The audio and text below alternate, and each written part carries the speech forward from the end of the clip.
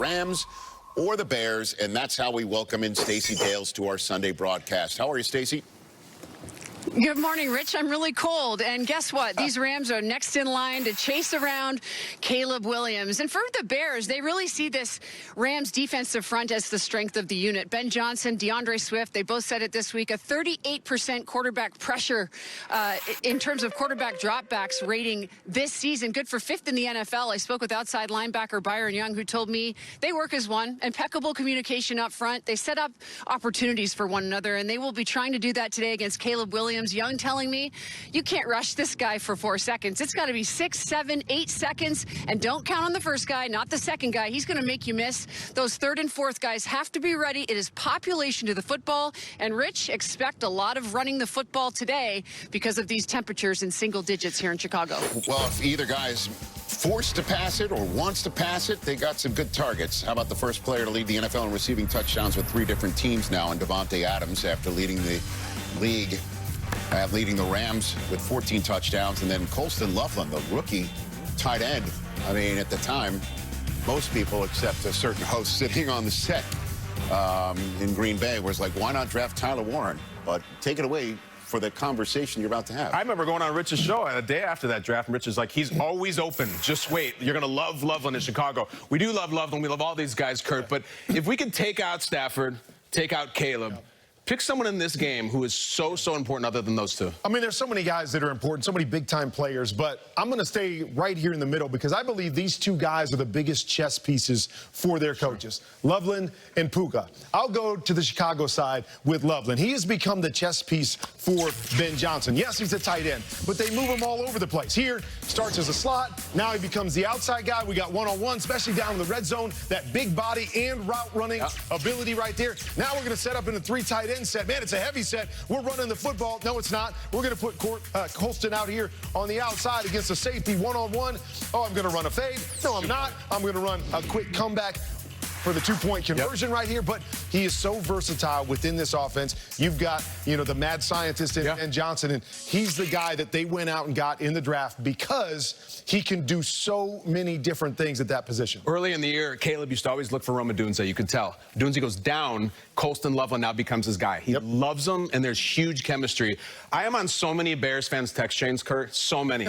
And leading up to this game, the word that is on all of those chains is Puka. P-U-K-A. My phone has even learned Puka. It stops changing it to Puma now. Everyone is afraid of Puka. I think he's probably top to bottom, pound for pound, the best player in the NFL right now.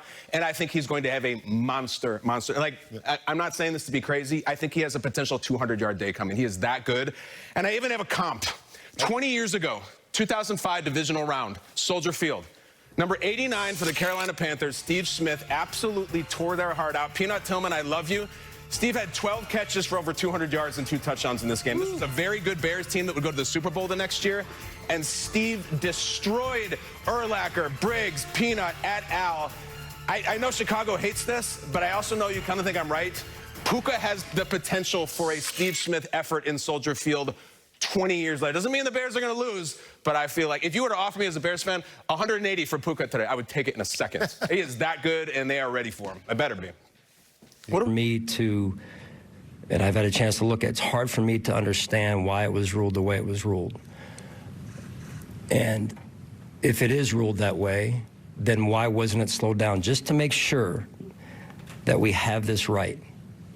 That would have made a lot of sense to me, to make sure that we have this thing right, because that's a pivotal play in the game. We have the ball at the 20, maybe kicking a game-winning field goal right there. So I'll just leave it at that. But I'm saying it because I'm standing up for Buffalo, damn it. I'm standing up for us. Because what went on is not how it should go down, in my estimation. That play, these guys spent 3 hours out there playing football, pouring their guts out, to not even say, hey, let's just slow this thing down. That's why I'm bothered. In your eyes, was it catch down by contact? In my eyes, it was. Yes, in my eyes, it was. But even if it wasn't, okay, let's just say that, and I'm being objective. Even if it wasn't, the players are owed, to me, hey, let's stop it, let's slow it down, let's put the head referee and give him a chance to look at the monitor just to make sure. And that's exactly what we're doing today with making the call with with Walt Anderson. Walt, this is a perfect time to have you on. We do this segment all year long, but now more than ever, it is so important to go through what happened in overtime yesterday. So let's break it down. First off, why wasn't it ruled a catch? Colleen, the process of the catch, and the reason it's not a catch is as the receiver's going to the ground, as soon as he hits the ground, the ball is immediately loose. And in review, which both the replay official at the stadium and New York spent the time looking at it, what was their call on the field? The ball was loose when he first hit the ground. They confirmed that's what happened. The ball never hit the ground. That's why they were able to confirm the call of an interception. Walt, 50 million people were watching this play, all right? And it went like that. It was fast. It was who made this call? The people on the field. New York. Was it you in New York? Who was looking at it in New York? I agree with Sean McDermott. It happened really fast. It was a quick rule. Yes, it's the officiating staff. They have an officiating staff of instant replay officials.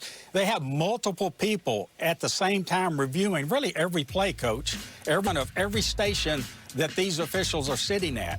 So they're looking at all the angles. They're talking with each other.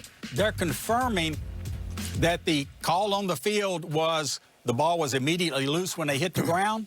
It didn't hit the ground and was gained control by the defender. That's why it was an interception. All right, just watching this coming really slow at me here. Brandon Cooks looks like he hit 1 foot, 2 feet, and a knee before he hit the ground with the ball. Let's take a look at that again. Doesn't that... The ball is immediately loose when he hits the ground. So by rule, it's not a catch. Now, the fact that the ball didn't hit the ground, it stays live. Yeah. And so it can end up either being caught by the receiver, if he can reach up and grab it, or in this case, it was the defender who got control of the ball. Okay, well, I thought maybe that the knee was the third part of that catch and constituted a catch. Let's talk about Carl Sheffers because he's Coach, that's a good point. That's a good point because a lot of people think with the knee, but if he'd already established himself as a runner, say he was upright, he got 3 steps, the catch process is over. If you're a runner and then you go to the ground while you're contacted, then that knee puts you down by contact. Okay. But not in the process of making a catch. Carl Sheffers is a good one. He's been around a long time. I was just hoping, I'm just a fan watching this game along with millions of people. Why didn't he explain this then and explain it to the coach? Go under the hood and be thorough like we see time and time again in such a big game like this. They stopped the game for lesser moments all season Sean McDermott had to take a timeout just to say, hey, can we look at this thing a little bit closer? You know, that happens quite a bit, Coach, but again, you have to realize every play behind the scenes is being reviewed by multiple people. They're looking at all these angles. And part of the guidelines that the league has established is when replay, you have a ruling on the field, and when replay has all of these angles to take a look and see, was the ruling on the field wrong or was the ruling on the field correct? And if you can confirm that the ruling on the field was correct, they really want to move the game along, and they don't want to have unnecessary stoppages. And I understand, I get people's point that, well, it'd been good to get a little more explanation from that standpoint. But I personally thought that really CBS did a pretty good job with their analysts of explaining why it was not a completed catch and was, in fact, an interception. I think Carl should have done that for everybody, not CBS. I don't want to hear from Tony Romo. I want to hear from Carl. Yeah, I think just more transparency would be good. I think that is, even Sean McDermott didn't have a chance to really get the explanation until after he had his initial press conference. Then he got the pool report and saw what Carl Sheffers said, and then he did his own pool report again. So it's just, you know, a lot of controversy with the game last night. It didn't even end there. After the Broncos were driving, Trey White was called for DPI, and that gave the Broncos the ball at the 8-yard line, essentially ending the game. Was that the right call in your eyes? Yes. The defender was clearly, Colleen, he wasn't, it's not one of those bang-bang plays that happens at the same time the ball gets there. It's clearly early. Defensive pass interference was the correct call. Yeah. Well, now more than ever, just a game of inches. It's a cliche, but it is absolutely true. And what a heartbreaking way for the Bills season to end, and just to add to the long list of heartbreaking games for Buffalo. Yeah. But the Broncos survived.